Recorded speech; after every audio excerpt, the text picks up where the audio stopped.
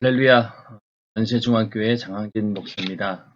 여러분들을 주님의 이름으로 성막강에 내가 거할 성소를 지으라. 오늘은 11번째 시간에 은혜를 나누고 있습니다. 저희가 공부하고 있는 내용을 좀 보면은요, 내가 거할 성소를 지으라. 윤석전 목사님께서 쓰신 저서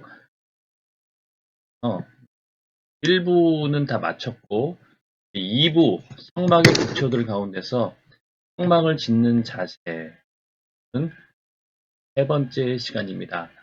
이 강의는 이 목사님의 내가 거할 성소를 지으라 라고 하는 책을 해서 그 내용을 그대로 전달해 드리면서 필요한 부분에 대해서 설명을 하는 그런 형식으로 진행을 하고 있습니다. 여러분들 꼭 내가 거할 성소를 지으라 상하권을 구입을 하시고 자세히 또 읽어보시다 보면은 하나님 말씀이 늘 그렇지만은 한 번 읽을 때, 두 번 읽을 때, 세 번 읽을 때, 다 그때마다 감동이 다른 것처럼 읽으면 읽을수록 새로운 어떤 은혜를 줍니다. 반복하시더라도 계속 하나님 말씀을 듣지 요즘같이 힘든 시기에 하나님께 마음껏 예배드리지 못하는, 상상을 하지 못하는 그런 시기에 다른 건 몰라도 하나님 말씀을 내 안에 풍성히 거하게 해서 말씀으로 주장하는 그런 시기가 되었습니다. 왜냐면은 남는 건 그거밖에 없어요. 하나님 말씀만 가지고 해야 됩니다. 나중에라도 환란의 때가 와서 정말로 이제는 뭐 온라인 예배도 드릴 수가 없는 그런 상황이 올지 아무도 모르는 거잖아요. 그럴 때 과연 어떻게 우리가 살아남을 수 있느냐? 내 안에 하나님 말씀이 풍성히 거해 그 말씀을 붙들고 신앙생활 하지 않으면은 안 되는 때를 우리는 준비를 해야 됩니다. 언제든지 누가 나에게 말씀을 뭐 가르쳐 주지 않는다 할지라도 내 스스로 성경을 읽고 은혜를 받고 또 더 좋은 것은 다른 사람들에게 자신 있게 전할 수 있는 그런 단계까지 간다라고 하면은 어느 곳에 가서든지 승리할 수 있다는 얘기입니다. 그런 의미에서 그런 코로나 바이러스로 인해서 직되지 마시고 이럴 때일수록 하나님 말씀으로 새롭게 무장하는 시간이 되었습니다. 오늘은 그 성막을 걷는 마음 자세 가운데서 세 번째로 시련을 이기고 성막을 지으라라는 제목으로 의 은혜를 나눕니다. 성막을 지을 때는 시련이 옵니다. 예수께서 예루살렘 성전을 헐고 3일 만에 짓겠다고 하신 성전은 아무도 헐 수 없는 우리 심령 안에 세우실 성전이었습니다. 이 성전을 짓기 위해서 예수 그리스도의 고난과 죽음이 필요합니다. 고난 없이 부활의 영광이 없듯이 내 안에 신령한 성전이 지어지는 일에 우리도 예수 그리스도처럼 고난은 물론 죽음까지도 보해야 합니다. 광야에다가 성막을 지으려고 한다고 생각을 해보세요. 나무가 변변히 있겠습니까? 아니면은 뭐 다른 지을 수 있는 재료들이 넉넉한 게 아니잖아요. 광야다 보니까. 그런 상태에서 성막을 짓는다. 하나님께서 정하신 양식대로 성막을 짓는다라고 하는 것은 아주 굉장히 어려운 일이었을 겁니다. 그러나 하여튼 그 이스라엘 백성들은 하나님 말씀대로 광야에다가 성막을 지었고 여러 어려움이 있었지만은 또 그 성막을 다 지어서 하나님께 봉헌해서 영광을 올려드렸습니다. 이처럼 성막을 짓는 일, 또 성전을 짓는 일에는 시련이 닥칩니다. 여기서 이제 그 예수님의 고난과 죽음에 대해서 말씀하고 있는데 예수님께서 성전을 헐고 3일 만에 짓겠다라고 하신 그 성전, 또 우리 안에 세우실 성전이었죠. 그 성전을 짓기 위해서 어떻게 했느냐? 예수님께서는 십자가에 달려 고난당하시고 죽으셨다는 것. 그러한 대가를 지불하고 우리 안에 성령으로 를 삼으신 겁니다. 오늘날 내가 예수를 믿고 성령을 받았다. 내가 성령이 거하는 전이 되었다. 그 일을 이루기 위해서 하나님의 아들 예수 그리스도께서는 고난당하시고 또 십자가에 달려 죽으심으로 그 일을 이루셨다는 겁니다. 그러니까 고난 없이 부활 영광이 없다. 예수님께서 십자가에 달려 고난당하고 죽으시지 않았다라고 하면은 부활의 영광은 없는 것이죠. 그 얘기는 결국 뭐냐면은 우리 인간의 구원도 불가능하다라는 얘기. 죄를 대신해서 죽기만 한다고 무슨 소용이 있겠습니까? 다시 부활하셔서 죄가 없음을 증명하셔야 되고 그로 인해서 우리의 죄가 사해졌음을 선포하는 것이 바로 부활인데 부활의 영광이 있기 위해서는 이처럼 고난과 죽음이 필요하다는 것. 우리도 마찬가지로 내 안에 예수로 또 성령으로 하나님의 아름다운 성전이 지어진다라고 했을 때 그 일을 이루기 위해서는 고난은 물론 죽음까지도 각오해야 된다는 것. 내 안에 있는 하나님 말씀을 지키기 위해서 내 안에 있는 예수 그리스도의 그 은혜와 사랑을 끝까지 부인하지 않고 지키기 위해서는 핍박과 시련은 물론 고난은 물론 목숨을 위협하는 그런 죽음까지도 각오해야 되는 그런 상황이 온다라고 하는 것. 그럴 때 우리가 끝까지 내 안에 이루어진 성전을 짓기 위해서는 그런 각오도 해야 된다라는 말씀입니다. 하지만 내 안에 이런 신령한 성전을 지으려 할 때 시련이 오는 이유는 그 성전을 짓지 못하도록 방해하는 원수가 있기 때문입니다. 마귀가 지배하던 집을 빼앗아 하나님의 집을 지으려 하니 마귀들이 그냥 그 집을 빼앗기겠습니까? 하나님의 아들도 공생애를 시작하자 마귀가 시험했습니다. 하물며 마귀가 우리를 시험하는 것은 더 말할 필요가 없습니다. 이 시련이 오는 이유는 그 성전을 짓지 못하도록 방해하는 원수가 있다라고 하는 것.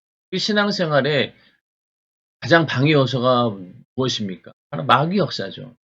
마귀 역사가 없다라고 하면은 죄도 안 지을 것이고, 왜냐하면 죄를 짓는 자는 마귀에게 속한다라고 했으니 죄를 짓게 하는 작자가 바로 마귀인데 그 마귀 역사가 없다라고 하면은 우리의 신앙생활이 얼마나 편하겠어요. 현실 가운데 이 마귀 역사는 끊임없이 우리를 방해하고 또 신앙생활을 방해하는 것뿐만이 아니라 우리를 병들게 하고 저주받게 하고 고통으로 몰아넣어서 하나님 원망하면서 결국 우리를 지옥으로 끌고 가려고 하는 것이 이 마귀가 하는 일이기 때문에 우리 안에 하나님의 성전이 이루어지는 것을 방해하는 건 너무나 당연한 일이겠죠. 왜냐면은 그동안은 자기 소유에 있었잖아요. 사망 권세 아래 있었고 세상 임금이라고 해서 세상에 그 권세 아래 우리가 있었는데 예수 믿고 구원받는 순간 이제는 마귀의 집이 아닌 하나님의 집으로 옮겨버린 거. 그러다 보니 다시 그 마귀의 집으로 돌아와라. 내 소속으로 들어와라라고 처음에는 유혹하고 미혹하겠죠. 그만 말로. 그런데 그게 안 되면은 이제 시험을 합니다. 그럴듯한 말로 시험을 하고 여러 가지 고통의 환경들을 만들어서 네가 그래도 끝까지 하나님 말씀을 지킬 거냐라고 시험을 주면서도 마귀 역사는 방해하고 그러다 안 되면은 뭐 하겠어요? 그때부터는 이제 핍박을 가합니다. 죽음까지도 위협하죠. 마귀가 할 수 있는 최고의 방해 공작은 죽이는 겁니다. 그 죽음까지도 우리는 각오해야 된다는 거예요. 왜? 마귀가 쓸 수 있는 최고의 공격 무기가 바로 자신의 죽음. 우리는 그것까지도 각오를 해야 된다는 얘기입니다. 그만큼 영적인 현실을 우리가 알아보아야지만이 내 안에 온전히 성령으로 하나님의 성전을 이루어낼 수 있습니다. 자, 이처럼 광야에 성막을 짓는 일도 굉장히 힘든 일이었지만은 그보다도 더 힘든 일은 성전을 짓는 일이었습니다.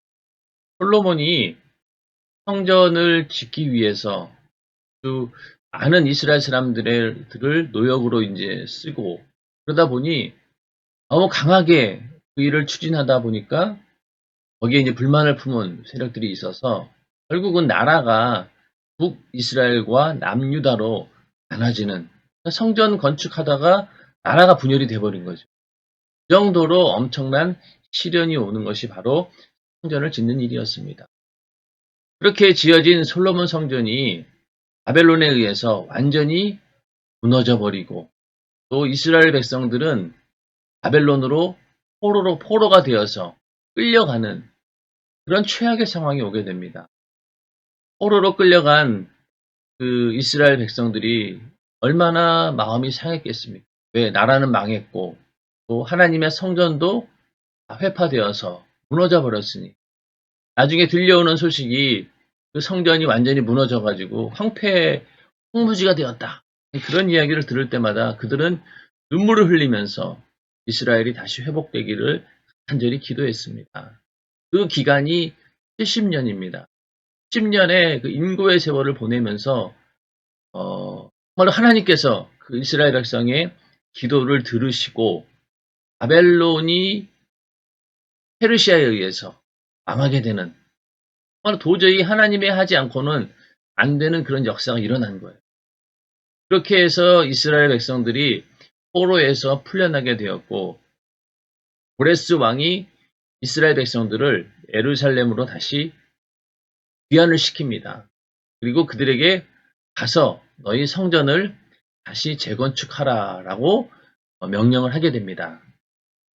그래서 이제 그 이스라엘 백성들이 1차로 포로가 된 사람들이 귀환해서 처음에 성전을 재건축하려고 시도하고 있었는데 하자마자 주변에 있는 사람들이 엄청난 방해를 했습니다.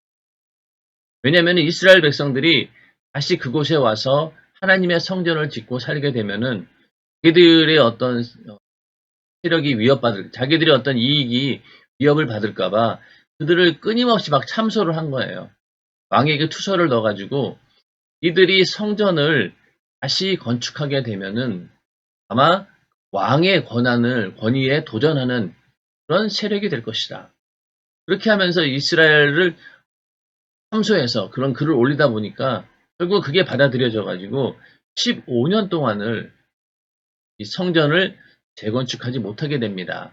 그러다가 다시 이제 2차로 포로가 귀환되면서 다시 두 번째 포로 귀환 이후로 성전 재건축을 시도하게 되었는데 이때는 이제 그런 상황을 알고 처음부터 성전 재건축하면서 우리를 대적하는 적들과 싸우면서 우리가 성전을 지어야 되겠다. 라고 해서 이스라엘 백성들이 그때부터 성전을 지을 때마다 이렇게 무장을 하고 어떤 사람들은 적이 들어오는 것을 감시하고 또 적이 쳐들어왔을 때 싸워서 전투할 그런 모든 만반의 태세를 갖추면서 동시에 또 성전 재건축을 진행했습니다. 여기 느헤미야서 4장을 보면은요, 우리의 대적이 자기의 뜻을 우리가 알았다 함을 들으니라. 하나님이 저희의 꾀를 패하셨으므로 이게 다 뭐냐면은 성전 재건축을 방해하려고 하는 그런 모든 시도들을 말합니다. 우리가 다 성에 돌아와서 각각 역사하였는데 그때로부터 내 종자의 절반은 역사하고 절반은 갑옷을 입고 창과 방패와 활을 가졌고 자 그러니까 어떤 이제 사람들은 그 성전 건축하는 일을 하고 또 어떤 사람들은 갑옷을 입고 창과 방패와 활을 가졌다는 거예요. 무장을 했다는 얘기죠.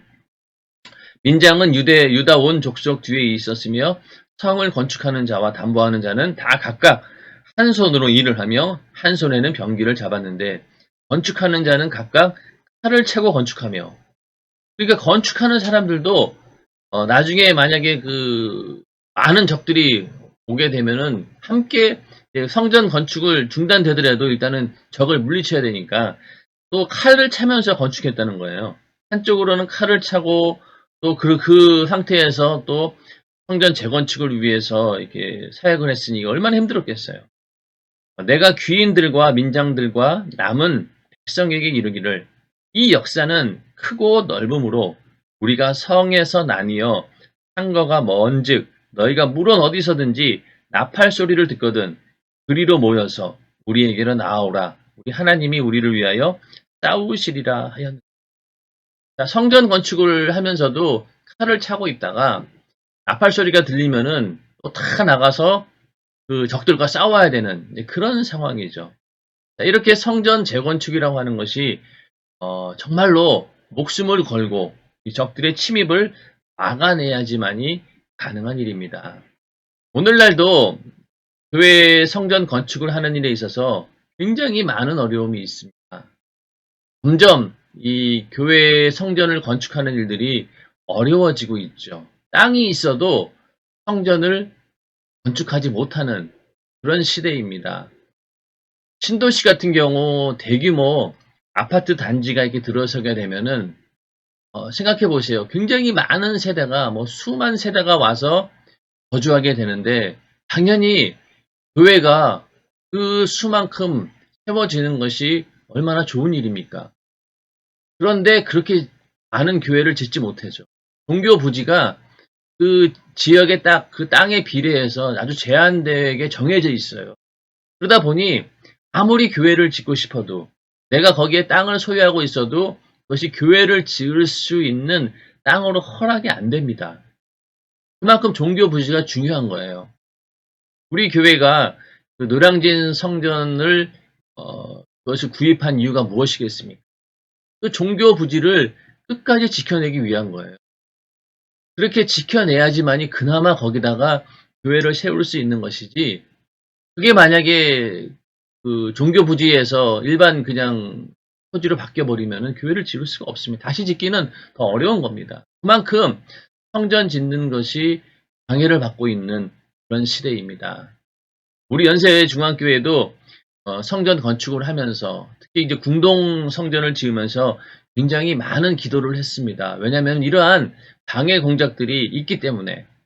여러분들도 이제 주변의 대형 교회들이 성전을 건축하면서 주변에 있는 그 주민들과 마찰을 빚고 결국은 성전을 짓지 못하는 그런 경우들도 있었습니다.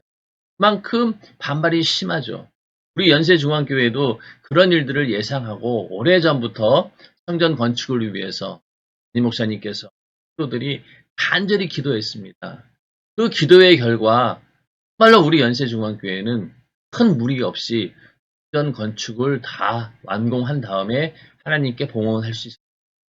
또 성전 건축을 하면서 재정적인 문제로 인해 가지고 성전이 중단되는 그런 경우도 건축이 중단되는 그런 경우도 있고 또 그것이 그냥 경매로 넘어가 버리는 그런 일도 있기 때문에 성전 건축은 정말로 목숨을 걸고 하나님께서 역사하지 않으면 안 되는 그런 믿음을 가지고 하지 않고는 이 성전 건축이 안 된다.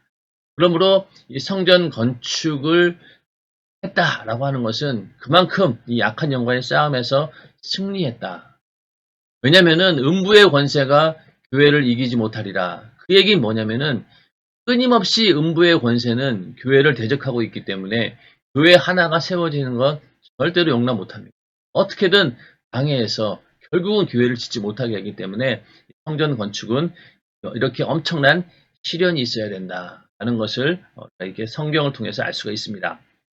성경은 사람이 감당할 시험밖에는 당하지 않게 하신다고 했습니다. 또 시험을 참는 자가 복이 있다고 했습니다. 그러므로 끝까지 버티면 이깁니다.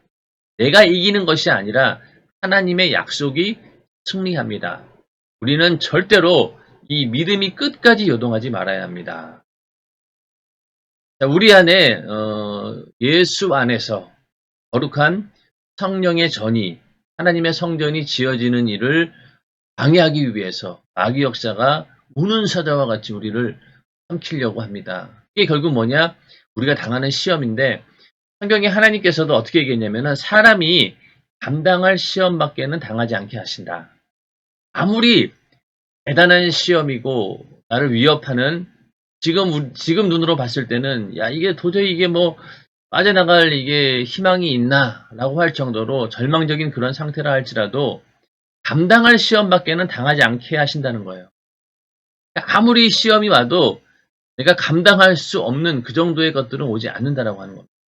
그리고 또 시험을 참는 자가 복이 있다라고 했기 때문에 그 소망을 가지고 우리는 끝까지 버티면 되는 거예요. 시험이 닥쳤을 때, 문제가 닥쳤을 때 그 문제가 기도해서 깨끗이 해결돼 버리면은 그만큼 좋은 일은 없겠죠. 하지만은 이런 경우도 있지 않습니까? 아무리 기도해도 문제는 해결되지 않습니다. 그러나 더 중요한 게 뭐냐면은 그 문제를 인내하면서 견뎌낼 수 있는 힘을 주신다라고 하는 것도 굉장히 중요한 사실입니다. 기도해서 그 응답으로 모든 문제가 싹 해결되면은 참 그만한 좋은 일도 없겠죠. 그러나 그렇게 안 된다 할지라도 우리는 좌절하지 말고 하나님 원망하지 말고 그 시험을 견뎌낼 수 있는 인내력, 견뎌낼 수 있는 그런 믿음을 주신다라고 하는 것도 하나님께서 우리에게 주시는 축복입니다. 자, 하나님께서 우리가 시련을 당하도록 하시는 이유는 첫째, 축복하시기 위해서입니다. 마리아는 예수를 성령으로 수태할 것이라는 말씀을 거역하지 않고 순종했습니다. 마리아는 요셉과 정혼한 여자이기에 아이를 가진 것이 알려지면 그 당시 법으로 돌에 맞아 죽든지 화형을 당해야 했습니다. 하지만 마리아는 죽음을 무릅쓰고 하나님 말씀을 받아들였고 그 결과 인류를 구원할 예수를 잉태하는 최고의 축복과 신구약을 관통하는 그런 축복을 받았습니다. 구약의 예언한 말씀을 뱃속에서 이루고 그가 십자가에 피 흘려 죽으시고 부활하신 것을 모두 지켜보았으니 이 얼마나 큰 영광입니까? 자, 하나님께서 우리에게 시련을 당하도록 하시는 이유는 축복하시기 위해서입니다. 하나님이 시험을 주는 것이 아니라 시험은 마귀 역사가 주는 겁니다. 그러나 하나님께서 그것을 즉각 막지 않으시고 그냥 두는 이유는요. 먼저는 내 안에 죄가 있기 때문에 그 죄로 인해서 어쩔 수 없이 그런 시험을 받게 되는 겁니다. 그 죄를 이길 수 있도록 하나님께서는 힘을 주시는데 그 과정을 하나님께서 지켜보실 때가 있다는 겁니다. 그게 왜 그러냐? 축복하기 위해서. 자, 마리아에게 예수가 잉태될 것이다라고 천사가 보지했을 때 그 상황을 마리아가 받아들이기는 쉬운 일이 아니죠. 여자 입장에서 그것도 정혼한 여자 요셉과 약혼을 했는데 갑자기 서로 관계도 맺지 않는 그런 상황에서 애를 임신했다라고 하면은요, 이거는 정말로 돌에 맞아 죽어야 되는, 가늠한 여인이 돌에 맞아 죽어야 되는, 율법으로는 그렇습니다. 그런 상황이에요. 그런데도 이 마리아는 거기에 전혀 그런 것들에 의해서 흔들리지 않고 하나님의 아들 예수를 잉태하는 일에 그걸 믿음으로 수용하게 됩니다. 죽음을 무릅쓰고 한 거죠. 돌에 맞아 죽을 수도 있었으니까. 그 결과 어떻게 되었습니까? 인류를 구원하는 예수를 잉태하는 그런 축복을 받은 것이죠. 이렇게 믿음으로 하나님의 말씀대로 말씀을 이루려고 하는 그 믿음, 또 그 말씀을 이루는 일에 벌어지는 죽음까지도 초월하는 그런 어떤 하나님의 축복을 기대하는 그런 믿음, 그런 게 이제 마리아에게는 있었던 것이죠. 그 믿음 때문에 마리아는 하나님의 아들 예수를 잉태하고 낳게 되는 그런 복을 받은 바 되었습니다. 그 다음에 둘째, 시련을 통해 교만을 낮추시고 하나님 말씀대로 사는 것을 가르쳐 주시기 위함입니다. 이스라엘이 겪은 40년 광야 여정은 그들을 하나님의 백성으로서 더 낮추고 겸손하게 만들기 위한 하나님의 훈련이었습니다. 즉, 사람이 떡으로만 사는 것이 아니요 여호와의 입에서 나오는 모든 말씀으로 사는 줄을 알게 하려 하심이었습니다. 이스라엘 백성들이 애굽에서 나와서 가나안 땅으로 가는 길이 빨리 걸으면은 한 일주일 안으로도 갈 수 있는 그렇게 먼 거리가 아니었습니다. 그런데 하나님께서는 광야에서 40년의 세월 동안을 보내게 하신 겁니다. 빨리 가면은 갈 수 있는 그 길을 두고 일부러 돌아서 40년간 광야를 지나게 하신 거예요. 그 이유가 무엇이었느냐? 너희는 하나님 말씀으로 하는 하나님의 백성이다. 너희는 나 없이는 도저히 살 수 없는 그런 존재야. 그러므로 앞으로 너희는 오직 나를 믿고 내 말씀에 순종하는 그런 백성이 되어야 된다라는 사실을 가르쳐 주기 위해서 광야 40년의 세월을 보내게 하신 겁니다. 말이 40년이지요. 광야에서 모두 합치면 거의 200만 명이 넘는 이스라엘 백성들이 아무것도 없는 광야에서 40년을 이동하면서 산다라고 하는 것은요. 지금도 과학적으로 거의 불가능한 일입니다. 하나님께서 하신 일이죠. 그렇게 40년간의 세월을 보낸 이유가 바로 여호와 입에서 나오는 모든 말씀으로 사는 줄을 알게 하라 하심이었다. 신명기 8장 2절에서 3절에 그 얘기가 나옵니다. 내 하나님 여호와께서 이 40년 동안에 너희로 광야의 길을 걷게 하신 것을 기억하라. 이는 너를 낮추시며 너를 시험하사 내 마음이 어떠한지 그 명령을 지키는지 아니 지키는지 알려 하심이라. 너를 낮추시며 너로 줄이게 하시며 너로 알지 못하며 내 열조도 알지 못하던 만나를 내게 먹이신 것은 사람이 떡으로만 사는 것이 아니요 여호와 입에서 나오는 모든 말씀으로 사는 줄을 너로 알게 하려 하심이니라. 자, 이게 바로 광야 40년의 그 시련을 겪게 하신 이유입니다. 바로 하나님 말씀대로 하는 것을 가르쳐 주기. 그 과정 속에서 교만한 것은 낮추게 되고 자기의 모든 것들을 다 버리고 하나님만 의지할 수 있는 그런 백성으로 만들기 위해서 40년의 여정이 필요했던 것입니다. 셋째, 시험과 고통 중에서 진짜 믿음을 보시려는 겁니다. 욥은 수많은 고통과 어려움 중에서도 하나님을 원망하거나 부인하지 않고 끝까지 하나님을 지지하면서 믿음을 보였습니다. 그 결과 욥은 전보다 더 큰 축복을 받은 것은 물론 더 견고한 신앙을 갖게 됩니다. 욥의 이야기는 여러분들 잘 아시잖아요. 이 욥은 어떤 의미에서 이런 어떤 고난을 당할 이유가 없었어요. 아무리 그 친구들이 와서 네가 뭔가 잘못한 게 있으니까 이러지 않겠느냐라고 했지만은 나중에 하나님께서 욥은 잘못이 없다는 거예요. 이 마귀 역사가 그를 시험한 거죠. 그런데 그런 어떤 혹독한 시련 과정에서 욥은 한 번도 하나님을 원망하거나 부인하지 않고 끝까지 믿음을 지켜서 결국은 나중에 하나님과의 만남이 이루어지면서 그의 신앙이 훨씬 더 견고해지는 그런 역사가 일어났고 거기에 따라서 더 큰 복을 받았습니다. 우리도 마찬가지입니다. 이러한 어떤 시련이 왔을 때 이거를 잘 이겨내면은요 신앙이 견고해지는 것은 물론이고 그전보다도 더 큰 축복을 받게 됩니다. 성경이 말하고 있는 바예요. 우리는 절대로 이 고통이나 시험, 시련 이런 것들이 닥칠 때 두려워하지 말고 끝까지 욥의 그런 믿음, 그 인내함을 가지고 하나님께서 반드시 나를 축복해 주신다라고 하는 그 믿음 가지고 승리하시길 바랍니다. 넷째, 영적인 지도자로 성장하게 하기 위함입니다. 모세는 애굽 왕자의 자리에서 떠나 광야에서 40년이라는 인고의 세월을 보낸 후에야 이스라엘을 인도할 능력 있는 지도자로 성장했습니다.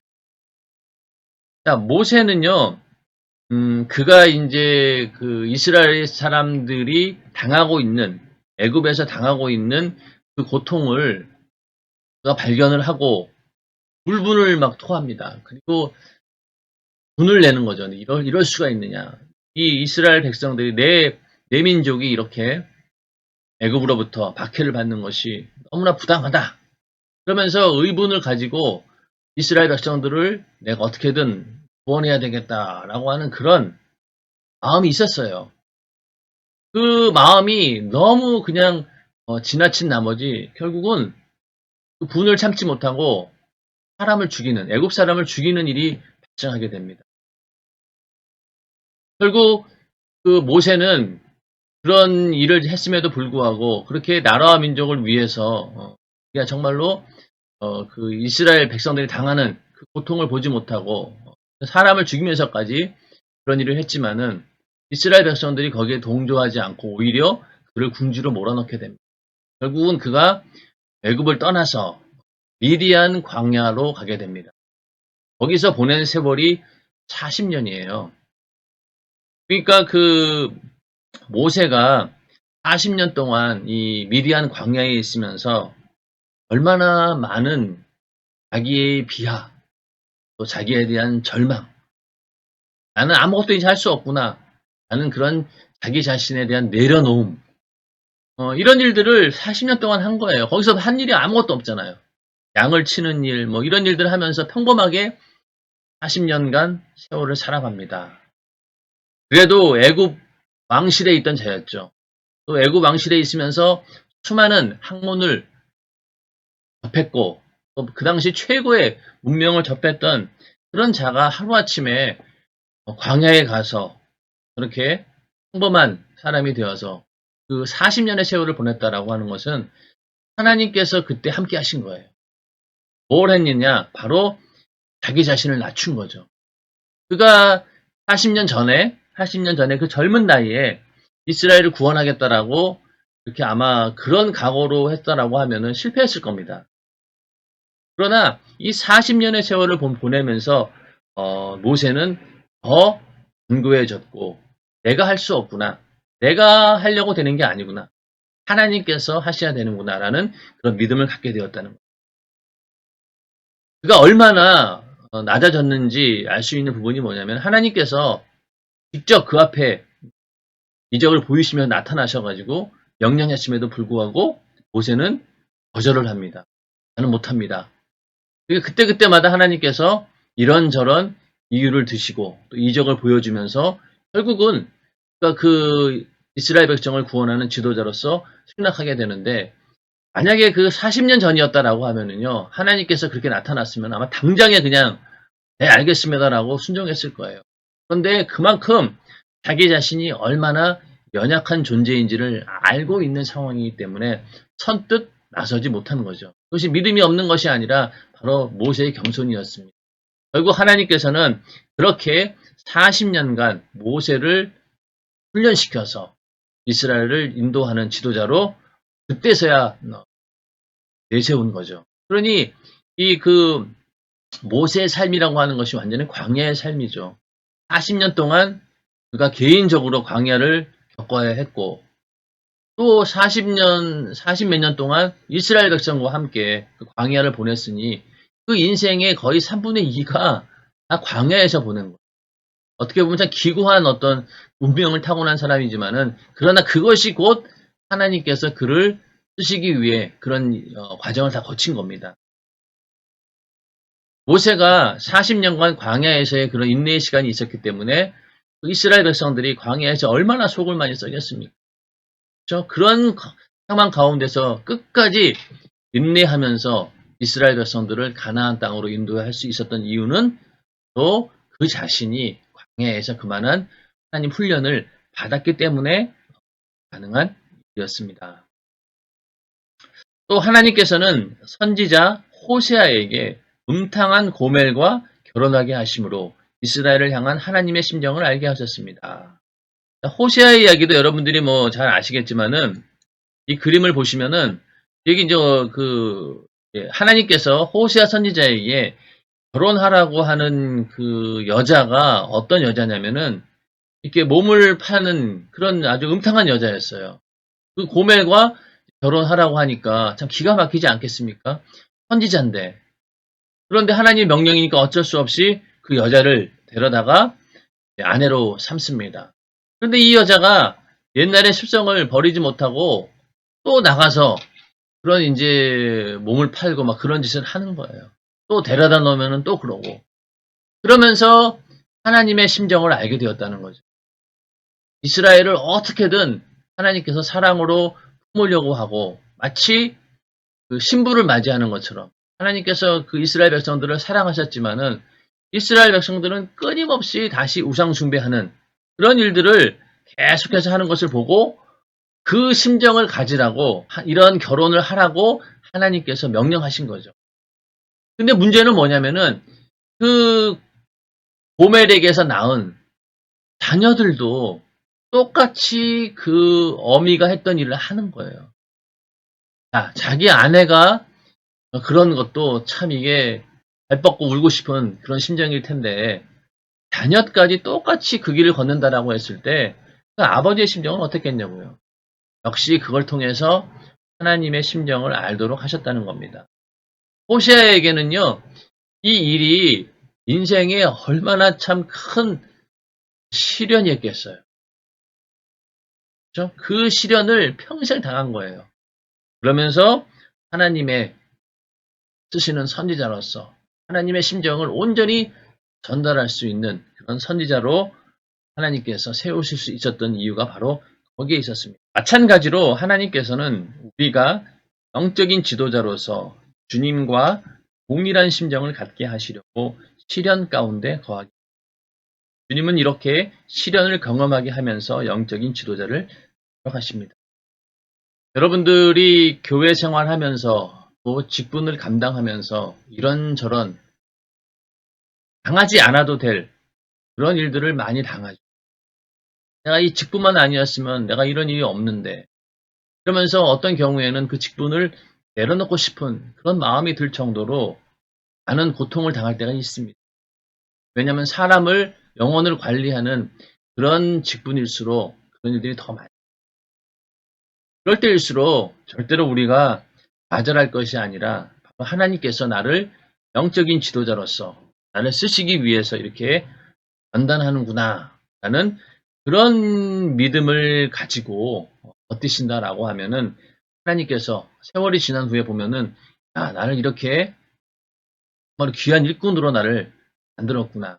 나 혼자서는 도저히 할 수 없는 그런 일이었지만은 하나님께서 함께 해주시고 결과 이렇게 하나님께 쓰임 받을 수 있는 영적인 지도자가 되었구나 하는 것을 경험하게 될 것입니다. 절대로 좌절하고 낭망하지 말고 그 시련의 과정들을 하나님의 은혜 가운데 이겨내시기를 축원합니다. 시험을 이기려면 우선 말씀을 잘 읽고 들을 수 있어야 합니다. 또 기도해야 시험을 이길 수 있습니다. 무엇보다 항상 성령이 충만해야 시험을 이길 수 있습니다. 하늘에 소망이 충만해야 시험을 이깁니다. 말씀, 기도, 성령 충만, 천국에 대한 소망, 영혼의 때를 향한 소망. 이것이 모든 시험을 이길 수 있는 능력이 됩니다. 우리 연세중앙교회는 이걸 너무나 잘하고 있기 때문에 말씀, 기도, 성령 충만. 성령 충만이 제일 중요하죠. 하나님의 은혜 안에 내가 계속해서 머무를 수 있는 능력은 바로 성령 충만밖에 없습니다. 이게 있어야지만이 시험을 이깁니다. 내가 어렵고 힘들지만 하늘나라에 신령한 나의 집이 지어져 가고 있다고 믿어야 합니다. 지금은 이렇게 어렵고 힘들지만 이것을 통과해야 다음에 복이 온다는 사실을 알고 믿을 때 시련을 이길 수 있습니다. 여기 그 그림을 밑에 그림을 좀 보시면요. 고난은 연장된 축복이다. 믿음만이 그것을 볼 수 있게 해준다. 고난이라고 하는 것이 고난 자체만 보면은요. 이게 정말로 감당하기 어려운 일이고 내가 부딪히기 싫은 그런 일들이지만은 그러나 그 뒤에 뭐가 있냐면은 바로 하나님의 축복이 있다는 것. 변장된 축복이라는 거예요. 고난이 고난으로 끝나는 게 아니라 그 뒤에는 이렇게 하나님의 축복이 기다리고 있다. 이것을 이제 그림으로 보여준 건데 우리의 시험이 그렇다는 겁니다. 이걸 잘 통과하면은 하나님이 주시는 큰 복이 임한다. 물론 그 복이 현실에 주어지는 그런 뭐 물질의 복, 또 형통의 복 이런 게 아니라 내 영혼이 더욱더 하나님 말씀 안에서 하나님의 은혜 안에서 강해진다라고 하는 면에서 주시는 복을 말하는 것입니다. 그 다음에 시험을 통과하는 만큼 내 영역은 더 커집니다. 영역을 얻는 과정은 군사가 전투에서 피를 흘리며 한 발짝 한 발짝 고지를 점령하는 것만큼 어렵다는 것을 알아야 합니다. 영역을 쌓는 것은 정말로 어려워요. 기도해가지고 영적으로 내가 강해지는 것은 정말로 어려운 일인데 반대로 이 영역이 무너지는 건 순식간입니다. 쌓기 위해서는 굉장히 어려운 단계를 지나야 되는데 무너뜨리는 데는요 아주 쉽게 무너진다는 얘기죠. 예배 몇 번만 제대로 안 드리면은 무너집니다. 그리고 기도 생활을 조금만 게을리하게 되면은 또 와르르 무너지죠. 혈기 한 번만 부려도 지금까지 쌓아놨던 영적인 능력이 우르르 무너집니다. 이런 것들은 경험해 보신 분들은 알아요. 그만큼 쌓는 과정은 어렵지만은 피 흘리기까지 진짜 힘든 일이지만은 그러나 무너뜨리는 거는 한순간이다. 그 무너뜨리지 않도록 계속해서 어느 상태를 유지하는 것이 바로 성령 충만이죠. 그러므로 시험을 이기는 것은 영적인 유익입니다. 시험은 복을 주기 위해서 약속한 과정에 불과합니다. 꼭 시험을 통과해서 하나님이 예비하신 복을 자신의 목으로 움켜쥐기를 바랍니다. 우리 안에 신령한 성막을 지을 때 시련이 옵니다. 시험이 올 때마다 내 심령 안에 성막을 한 단계 한 단계 더 크게 건설하는 줄 믿고 승리하기를 바랍니다. 여기서 아까 말씀 하나 빠뜨렸네요. 요거는 이제 책에는 없는 말씀인데 제가 하나 넣었습니다. 그러므로 너희가 이제 여러 가지 시험을 인하여 잠깐 근심하게 되지 않을 수 없었으나 오히려 크게 기뻐하도다. 너희 믿음의 시련이 불로 연단하여도 없어질 금보다 더 귀하여 예수 그리스도에 나타나실 때에 칭찬과 영광과 존귀를 얻게 하려 함이라. 베드로전서 1장 6절부터 7절 말씀입니다. 시험이 오면은 잠깐 근심할 수는 있다는 거예요. 근데 오히려 그 기쁨이 더 크다는 얘기죠. 왜? 금보다 더 귀한 믿음을 갖게 되니까. 이거는 아무리 불로 연단해도 금은 어떻습니까? 금이에요. 없어지지 않습니다. 금은 정말로 어디를 가도 금인 거예요, 그냥. 그만큼 변치 않는 믿음을 갖게 된다. 그 결과가 뭐냐? 주님 오실 때 칭찬과 영광과 존귀를 하신다는 겁니다. 여러분들 이 말씀을 그대로 받아들이셔서 고난 가운데 끝까지 승리하셔서 하나님이 주시는 축복의 주인공이 되시기를 주님의 이름으로 축원합니다. 오늘은 이제 3장 성막을 짓는 자세 이제 마지막까지 다 했고요. 다음 시간에는 4장 성막의 재료들에 대해서 이제 공부해 보도록 하겠습니다.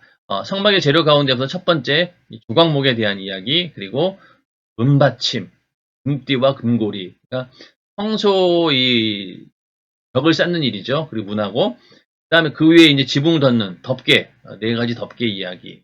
본격적으로 성막의 내용이 이제 들어가게 되는데, 계속 말씀드리지만은 아무리 이론적으로 우리가 성막에 대해서 잘 안다라고 해서 그것으로 끝나는 것이 아니라 그 성막의 말씀대로 내가 하나님의 성령이 거하시는 성령의 전으로 만들어지는 것이 바로 중요한 일입니다. 하나님 말씀이 다 그렇습니다. 그 말씀을 이론적으로 아무리 안다 한들 무슨 소용이 있겠습니까? 그 말씀이 바로 내게 이루어지는 말씀입니다. 그런 것처럼 성막 공부도 그렇게 해서 오늘도 내일도 매일매일 우리의 삶이 이렇게 하나님의 아름다운 성전으로 지어지기를 축원하면서 오늘 강의는 여기까지 마치고 다음 시간에 만나 뵙도록 하겠습니다. 함께 해주셔서 감사합니다.